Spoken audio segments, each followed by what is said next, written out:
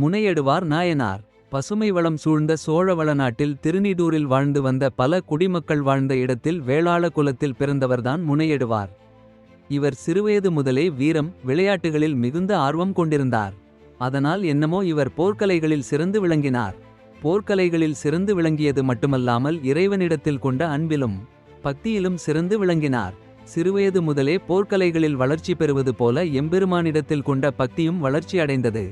எம்பெருமானை வழிபடுவதோடு மட்டுமல்லாமல் அவரை வழிபடும் அடியார்களின் விருப்பங்களை அறிந்து நிறைவேற்றும் விருப்பமும் கொண்டிருந்தார்.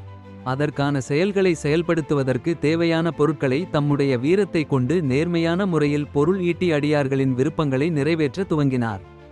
அதாவது மனதில் வீரமும் எந்த நிலையிலும் அச்சம் கொள்ளாமல் போர்புரியும் வீரர்களை கொண்டு ஒரு சிறு படையை உருவாக்கினார்.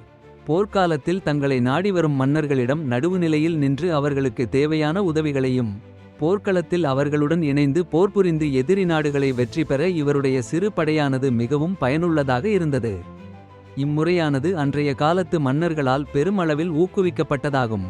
இதையே தம்முடைய தொழிலாக கொண்டு தம்முடைய வீரத்திற்கு கிடைக்கும் பொருட்செல்வதை கொண்டு எம்பெருமானின் திருத்தலத்திற்கு தேவையான பணிகளையும் அவருடைய அடியார்களின் விருப்பங்களையும் நிறைவேற்றி வந்தார்.